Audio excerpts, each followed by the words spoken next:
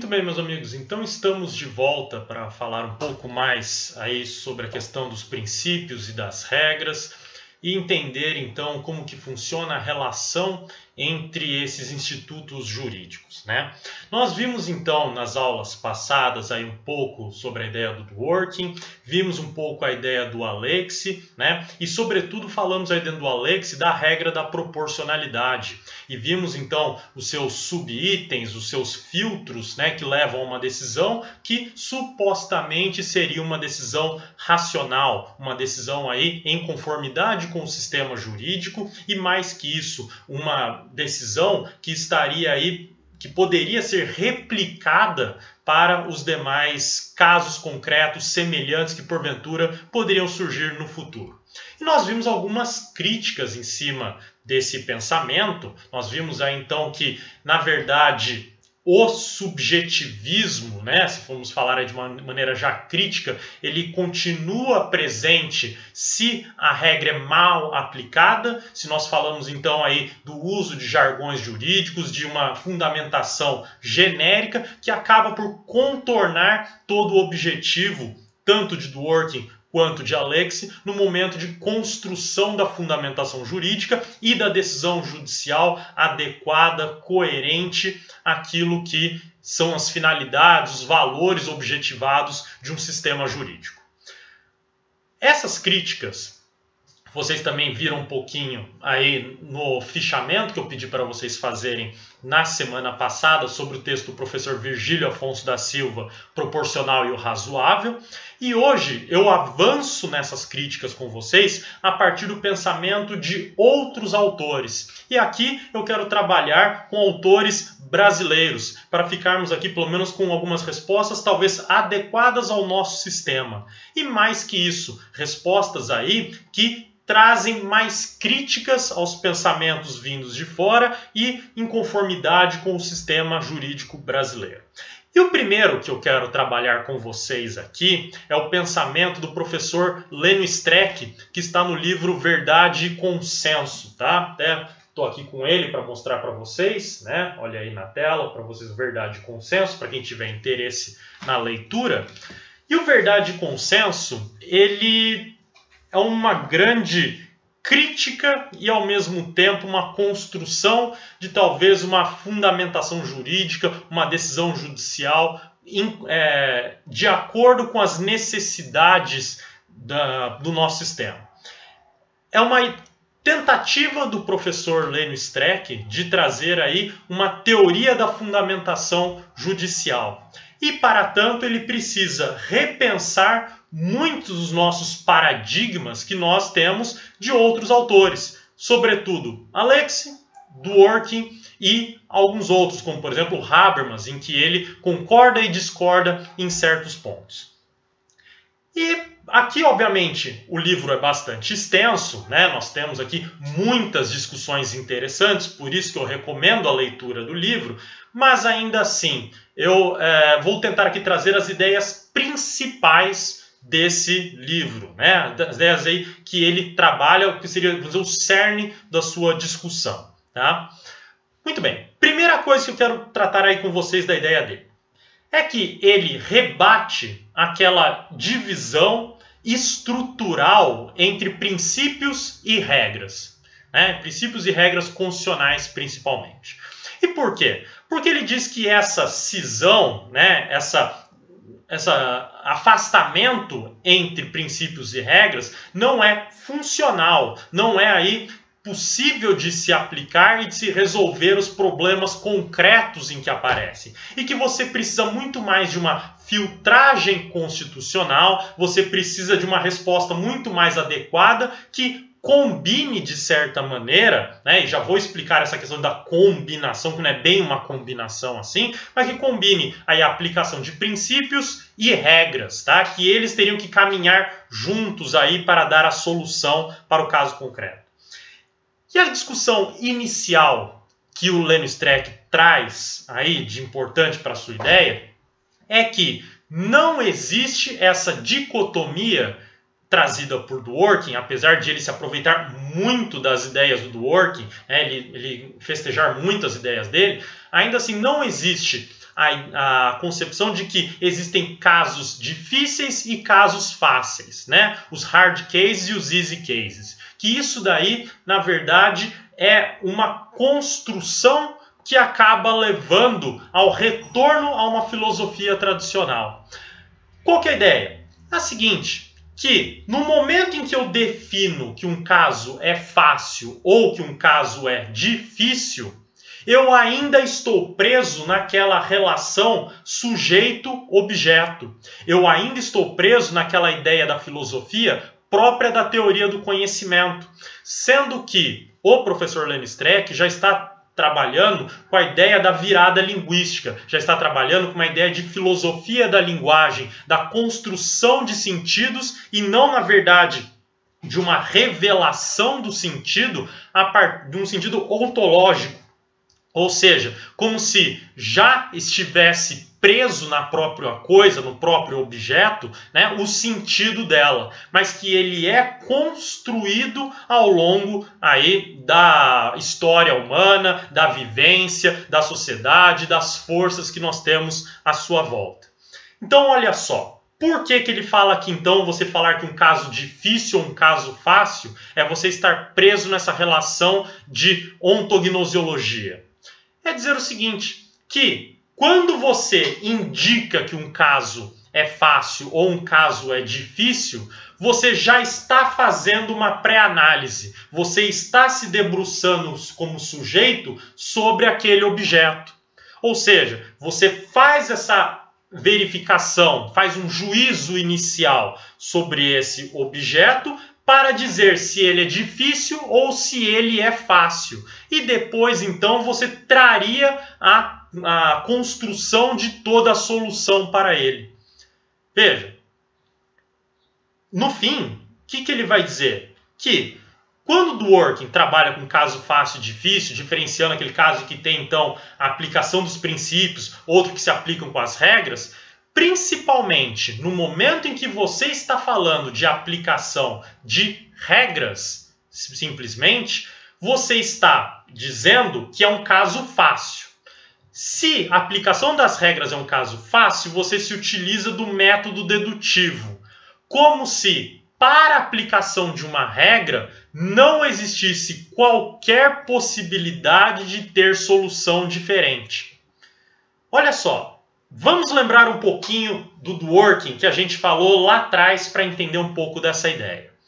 Entenda o seguinte, quando o Dworkin fala das regras, que elas falam que eles estão numa dimensão de validade e que daí se aplicaria no tudo ou nada, ele vai dizer então que uma regra se aplica no todo diante de um caso concreto, ou seja, que você não tem aí como aplicar uma regra mais ou menos de forma relativa, e que você consegue determinar se uma regra deve ou não ser aplicada a partir dos métodos de resolução de antinomias que nós temos. Critério hierárquico, nosso critério da especialidade, ou então o critério cronológico. Ou seja, por um raciocínio meramente dedutivo, tendo premissa maior, menor e conclusão, eu conseguiria compreender facilmente a aplicação da regra. Verificaria, então, no meu raciocínio, que aquela regra está em conformidade, não existe nenhuma antinomia dela e, por isso, ela deve ser aplicada no caso concreto. Veja, tratar dessa maneira parece dizer, na visão do professor Lenny Streck, que a resposta já está pré-pronta no sistema. Ou seja, eu não preciso me debruçar sobre o caso concreto também para chegar na solução da norma. Mas o sistema, sozinho, ele seria autossuficiente para me dar todas as respostas. Ou seja, as regras seriam aí, de certa maneira, perfeitas, porque elas trariam todos os nuances necessários para a solução do caso concreto.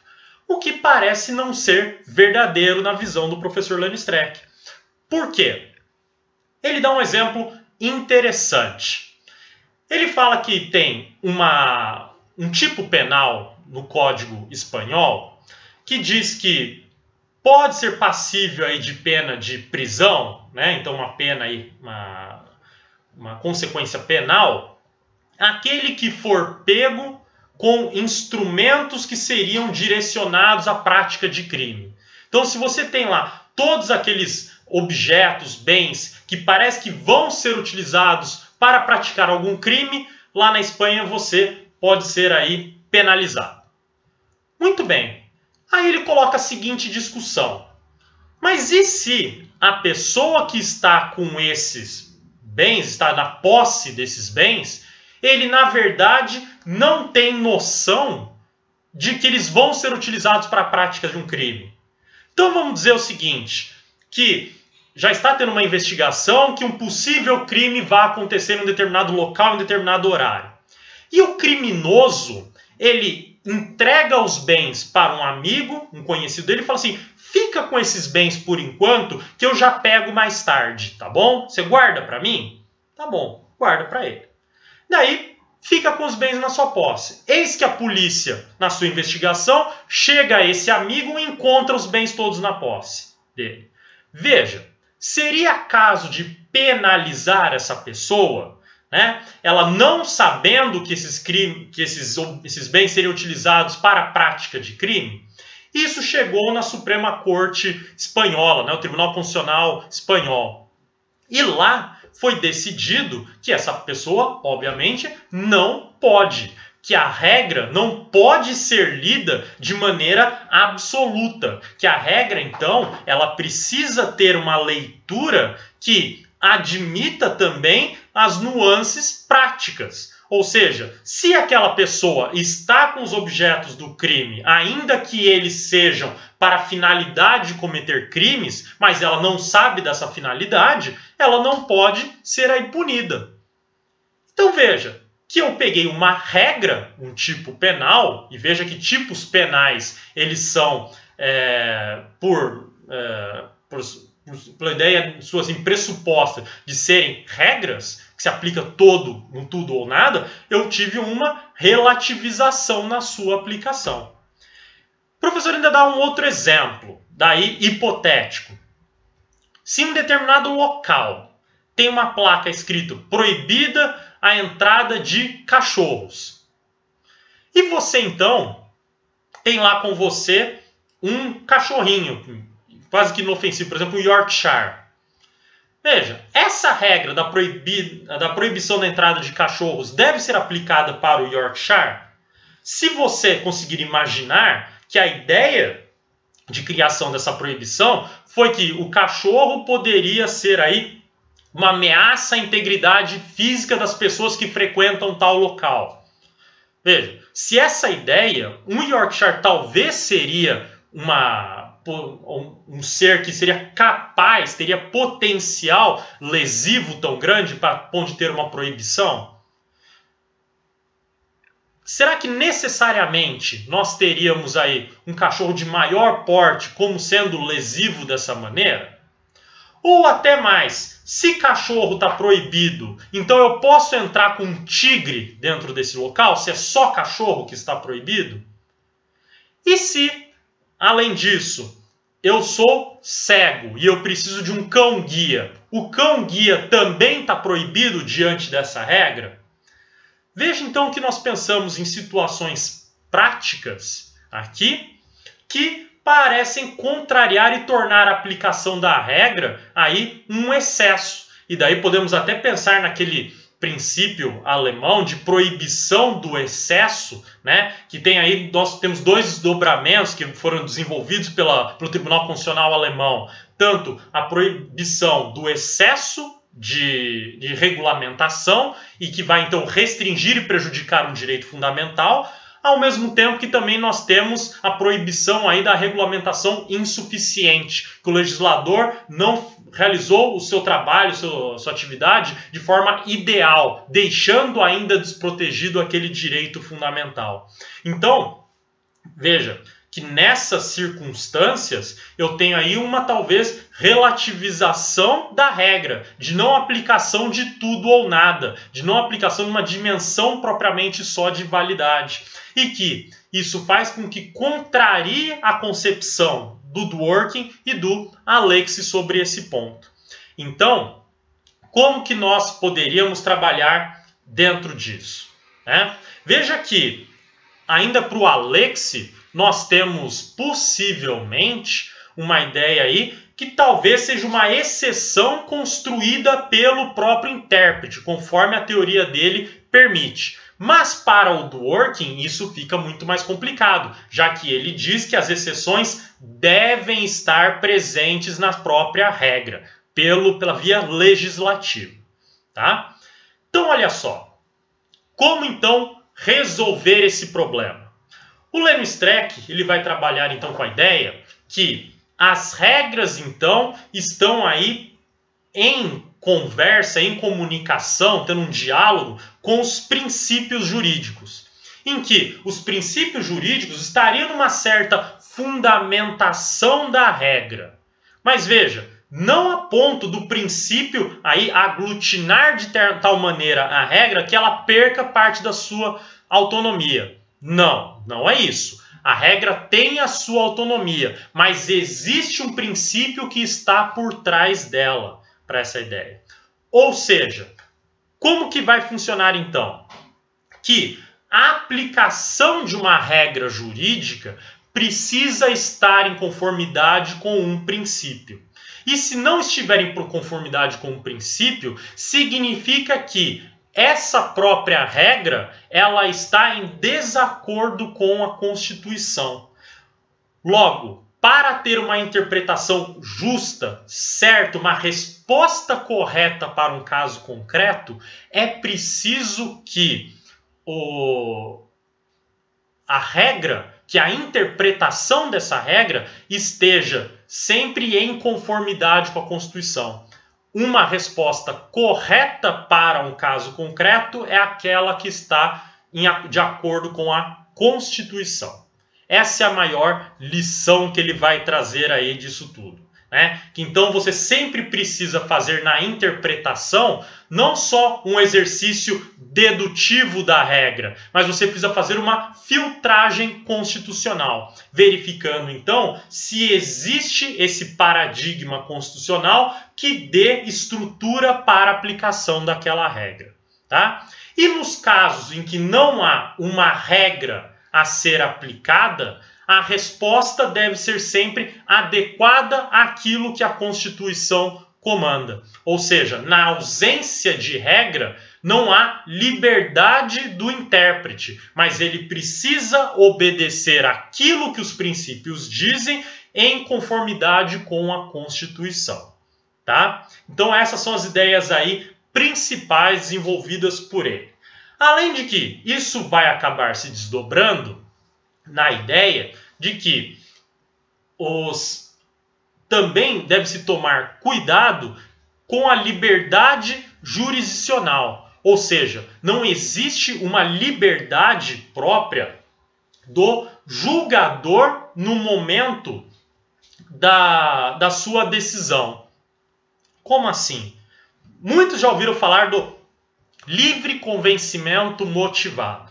E o professor Leno Streck é muito crítico dessa ideia do livre convencimento motivado, dizendo que de livre não existe nada, que a expressão livre, na verdade, vai trazer aí somente uma discricionariedade, né? Um subjetivismo que não é interessante para o direito.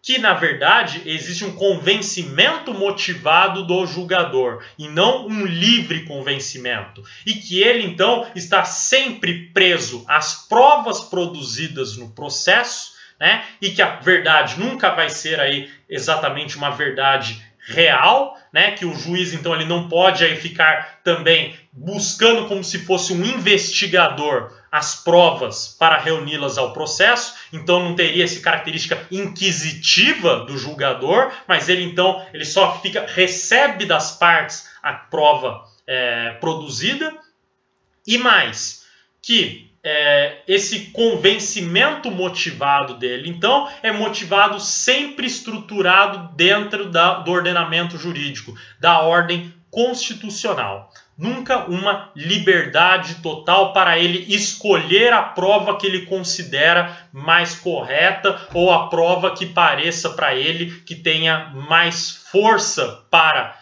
conduzir um resultado ou outro para o caso concreto. Tá?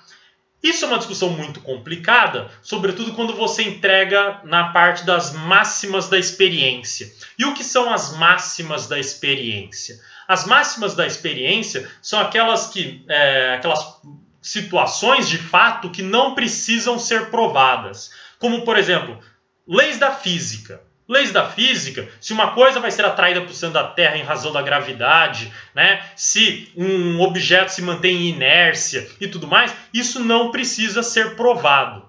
Mas veja que o perigo é a extensão das regras máximas de experiência que podem levar a um subjetivismo, em que o julgador, por uma razão de achar que tem conhecimento de mundo, ele afasta a produção da prova.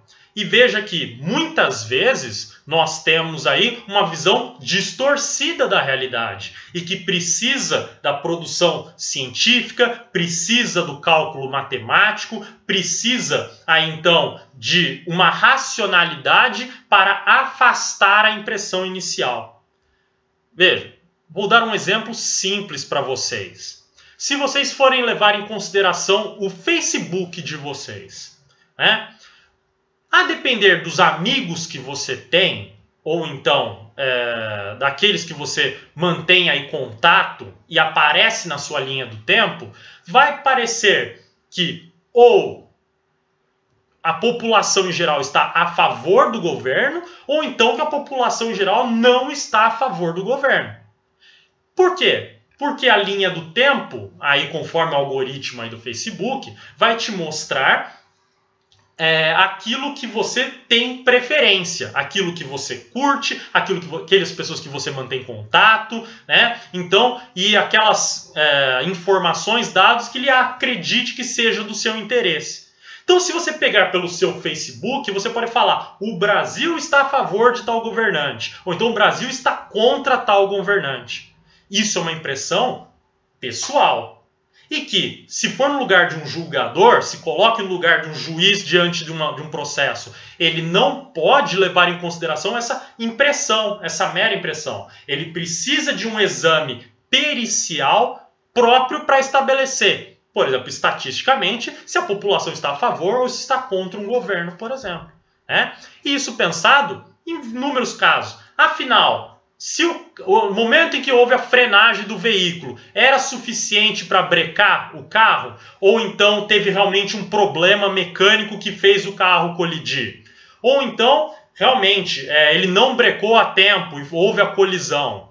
Veja, o julgador não pode falar de máxima da experiência e falar: eu conheço simplesmente como é que funciona veículos, eu conheço como é que é a frenagem e então a decisão é essa.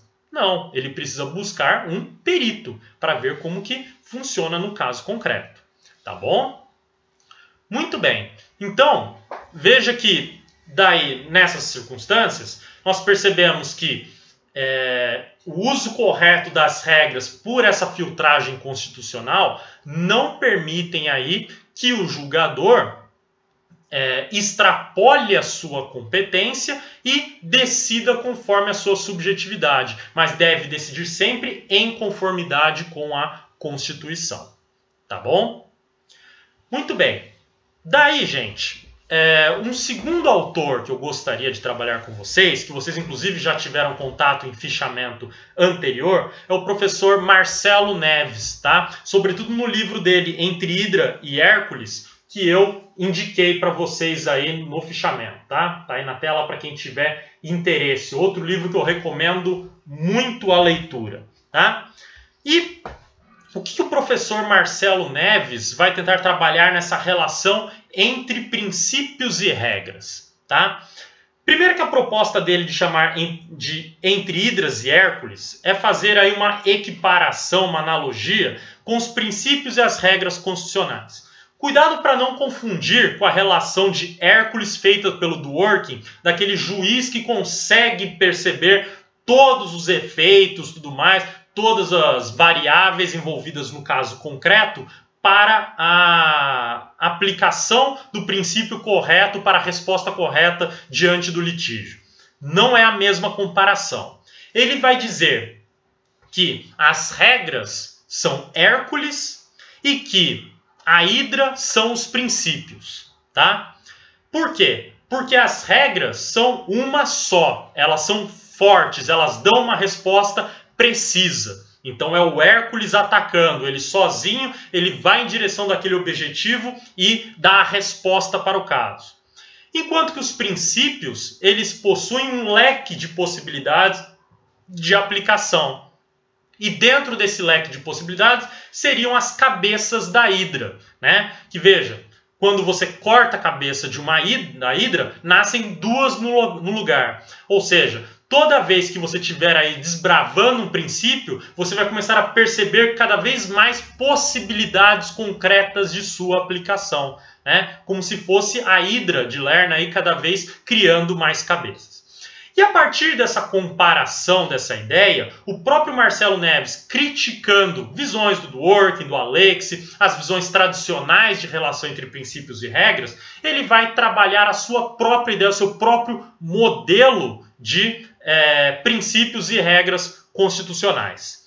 Dizendo o seguinte, que os princípios e regras constitucionais, eles têm uma circularidade reflexiva.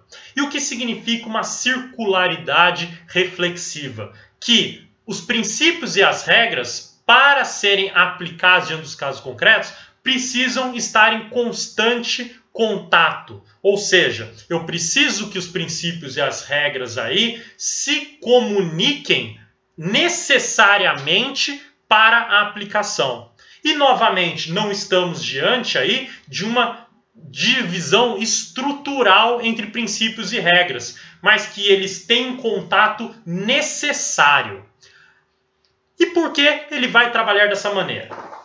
A ideia central do modelo dele é a seguinte, que as regras, elas são o caminho necessário para a aplicação dos princípios. E como que eu construo essa solução a partir das regras? Eu tenho 3 caminhos possíveis. Eu posso me utilizar de uma própria regra constitucional que vai aí concretizar ao final o princípio constitucional. Então veja, eu tenho um princípio e que ele é construído a partir de uma regra. Vou dar um exemplo genérico aqui para vocês. Eu posso ter o princípio da dignidade da pessoa humana, mas eu tenho a regra que proíbe a prisão perpétua. Veja, para manter a dignidade da pessoa humana, o princípio da dignidade da pessoa humana, eu preciso me valer da regra também, que é uma das cabeças da Hidra, né, da proibição da prisão perpétua. Pronto, eu tenho uma relação circular de conversa, de contato entre a regra e o princípio. E no exemplo que eu dei, uma regra constitucional. Mas esse não é o único caminho. Que um outro caminho que eu tenho também para a aplicação dos princípios constitucionais é através de uma regra legal. Ou seja, a partir aí das normas infraconstitucionais. E que elas então vão especificar como que eu aplico os princípios constitucionais. E aí nós temos exemplos que não acabam mais. Só pensarmos no próprio Código Penal, Código Civil, quantas regras aí específicas de funcionamento das relações jurídicas que nós temos, que são regulações daquilo que estão previstos em princípios. Um exemplo claro, nós temos lá a ideia do casamento, o funcionamento de uma ideia geral de casamento. E o direito civil, o Código Civil, traz as regras legais de como se dá o casamento, a celebração do casamento. Então nós temos aí a relação entre princípios constitucionais e regras legais. E um terceiro e último caminho possível para se tratar aqui da questão da relação entre princípios e regras é também a regra construída jurisprudencialmente. Ou seja, na questão de precedentes, na questão de jurisprudência em si, e que nós temos julgamentos reiterados de um determinado caso, eu tenho então a forma de concretização da aplicação daquele princípio constitucional. E que então a regra jurisprudencialmente criada, ela vai então, permitir a aplicação de um princípio, adentrar aí a subsunção, digamos assim, de um princípio ao caso concreto. Tá bom? Veja, a ideia do Marcelo Neves é uma forma também de combater o subjetivismo. É uma forma de tentar aí eliminar aquela discricionariedade total, discricionarismo, melhor dizendo, total, do julgador de aplicar da forma como ele bem entende o princípio constitucional. E ele vai falar que esse é o grande perigo. No momento em que eu não tenho uma regra constitucional, legal ou jurisprudencial para fazer essa filtragem para aplicação no caso concreto, eu tenho um subjetivismo total. Eu tenho aí uma abertura para o julgador para falar o que ele bem entende do que significa aquele princípio. Pensamos aí no caso, por exemplo, da dignidade da pessoa humana. Se eu não tivesse o caso aí da proibição da prisão perpétua, algum julgador poderia falar, veja, para respeitar a dignidade da pessoa humana, de todos aqueles que são vítimas daquele determinado criminoso, eu aplico a prisão perpétua excepcionalmente para esse indivíduo. Pronto. Eu tenho aí um subjetivismo exacerbado, que para ele é um grande problema, que leva ao ativismo judicial, que nós não queremos, é um dos grandes problemas que enfrentamos atualmente. Tá bom? Muito bem. Por fim, eu quero tratar com vocês, obviamente, tá? Isso aí eu fiz uma grande também síntese da ideia do Marcelo Neves e eu recomendo a leitura do livro dele para ver aí os maiores detalhes e fundamentações, tá bom? Tem bastante coisa interessante que ele trata também no livro dele. E, finalmente, uma terceira ideia que eu acho que é interessante ser tratado aqui para nós é a ideia do professor Virgílio Afonso da Silva. E aqui no livro dele, aí, Constitucionalização do Direito, Direitos Fundamentais nas Relações entre Particulares. E que ele vai trabalhar nesse livro, até eu fico feliz que nesse livro aqui eu tenho dedicatória dele de quando eu fui aluno dele, então fico feliz pra caramba disso, né? Que ele vai trabalhar, então, aquela ideia da eficácia horizontal dos direitos fundamentais. E do que se trata a eficácia horizontal dos direitos fundamentais, que isso vai dar um pontapé inicial para o que vamos discutir na próxima aula também, tá? A ideia é a seguinte, que quando pensamos em direitos fundamentais, ou seja, naquela concepção bastante superficial ainda de que direitos fundamentais são direitos humanos incorporados à ordem constitucional, que eles são, na verdade, uma proteção contra a atuação do Estado. Ou seja, que os direitos fundamentais servem como uma prestação negativa ao Estado e, mais recentemente, também positiva, em que o Estado tem que deixar de fazer, ele tem que ser bloqueado da realização de determinadas medidas, porque os direitos fundamentais criam como se fosse um escudo para esses particulares. Mas a grande discussão que surgiu é a seguinte: eu posso aplicar direitos fundamentais diretamente na relação entre particulares? É possível, então, invadir a autonomia privada, os direitos fundamentais? Daí nós temos uma discussão interessante, que o STF já se manifestou sobre esse tema em algumas oportunidades, como por exemplo um caso da Air France, também um caso sobre associações, tá? E que falo adiante para vocês um pouco mais dele, mas vejam, nessa relação de eficácia horizontal de direitos fundamentais, houve aí uma aceitação, uma incorporação da ideia de que direitos fundamentais podem sim ser aplicados nas relações particulares, mas de qualquer maneira, sem qualquer critério. Daí que vem a crítica, da impossibilidade de aplicação sem critério desses direitos fundamentais. Por quê? Se você admitir que pode aplicar livremente, você, primeiro, vai esmagar e talvez até destruir a autonomia privada, e segundo, em razão desculpa, né? Vai destruir a autonomia privada porque simplesmente os direitos fundamentais é que vão ditar as relações particulares, pura e simplesmente. Não existe nenhum campo aí de autonomia na sua atuação. E o segundo ponto, que aí você vai dar uma possibilidade de intervenção estatal na autonomia privada que a destrói. Ou seja, tudo se torna, de certa maneira, sem prejuízo da discussão da distinção entre um e outro, tá? Mas há uma destruição do direito privado, em que haveria somente um direito público, né? Tudo é passível de intervenção estatal. E isso não é interessante, isso não vai permitir o desenvolvimento social. Então, qual que é a solução dada pelo professor Virgílio para a solução desse caso? A ideia dele é a seguinte, que é necessário, para a aplicação dos direitos fundamentais, que haja uma regra de direito privado que faça essa filtragem dos direitos fundamentais.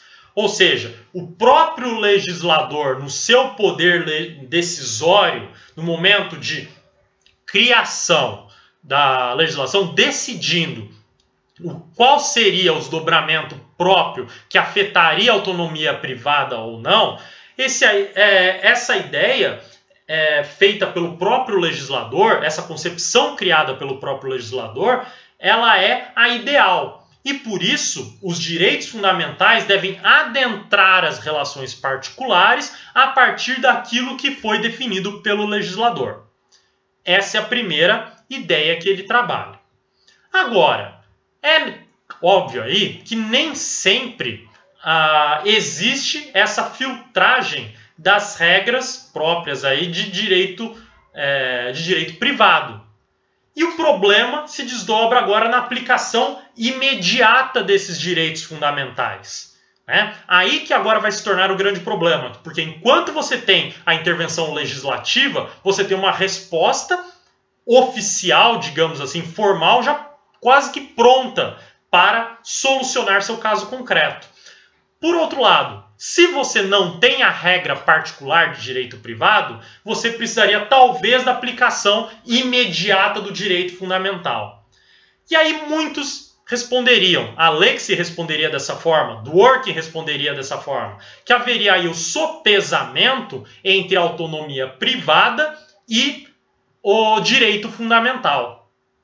Só que o professor Virgílio vai discordar desse sopesamento e dizer que, na verdade, não existe sopesamento entre autonomia privada e direito fundamental. O que existe, na verdade, é uma reflexão em cima da própria autonomia privada. E se ela merece uma intervenção ou não. Ou seja, a partir do momento que você percebe pela própria leitura da autonomia privada que existe um problema lá que merece aplicação de direito fundamental, você já faz a aplicação imediata. Você não fala de sopesamento entre esses dois elementos, entre esses dois direitos. E como que você percebe esse problema? A partir da assimetria entre as partes, entre os particulares. Ou seja, se existe um particular em uma situação desproporcional, tá? Uma situação aí muito assimétrica em relação à outra, ou seja, numa relação que deveria ter um certo equilíbrio, levando em consideração já aquelas hipóteses em que há um desequilíbrio prévio determinado pela lei, como por exemplo, direito do consumidor, direito do trabalho, né? Mas já considerando isso, ainda existe uma desproporção muito grande, a possibilidade de ingresso do direito fundamental para o reequilíbrio dessa situação, tá? Então veja, ainda que as partes tenham, por exemplo, uma autonomia contratual, podendo aí realizar livremente o contrato da forma como bem entendem, existe um limite para essa liberdade, que se dá pelos princípios contratuais. Mas sendo eles insuficientes, eles aí, mesmo aplicados, eles ainda demonstram essa desproporção, você pode falar talvez de uma aplicação imediata de direitos fundamentais. com todas as implicações e problemas, obviamente, presentes, para se falar de uma aplicação direta, imediata de direitos fundamentais. Tanto que o próprio professor Virgílio, ele encerra a sua obra dizendo que é um modelo formal e vazio e insuficiente. Ou seja, é um modelo que vai servir aí tão somente para trazer um pontapé inicial para a solução dos casos concretos, mas sabendo que a realidade é muito mais criativa e ela pode, portanto, ela pode trazer aí nuances que não estão previstos nesse modelo formal. E ele admite essa possibilidade. Tá bom?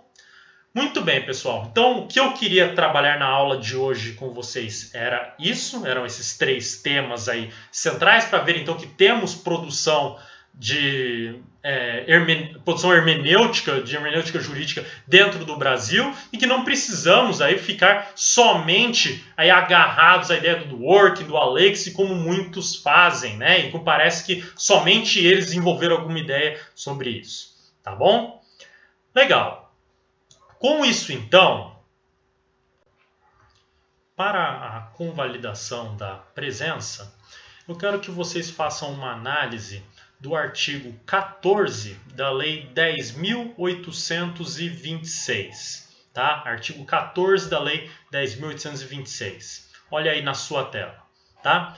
Que ele vai dizer o seguinte, que portar, deter, adquirir, fornecer, receber, ter em depósito, transportar, ceder, ainda que gratuitamente, prestar, remeter, empregar, manter sob guarda ou ocultar arma de fogo, acessório ou munição de uso permitido, sem autorização em desacordo com a determinação legal ou regulamentar. E que tem a pena aí de 2 a 4 anos de reclusão e multa, tá? Eu quero que vocês analisem esse dispositivo legal à luz das teorias que nós acabamos de trabalhar, do Lênio Streck, do Marcelo Neves e do Virgílio Afonso da Silva, para entender o seguinte: pela filtragem constitucional proposta por esses autores, é possível prender aquele, aplicar a pena, aquele que tem para si uma arma de fogo de uso permitido desmuniciada. Então ele tem o porte legal de arma de fogo de uso permitido desmuniciada. Pela filtragem constitucional proposta por esses 3 autores, essa pessoa pode ser presa, pode sofrer a pena? E o que entende o STF sobre o tema atualmente? Tá bom? Então, respondam essa questão aí para mim para a convalidação da presença e semana que vem damos continuidade à matéria. Tá bom? Muito obrigado e até a próxima.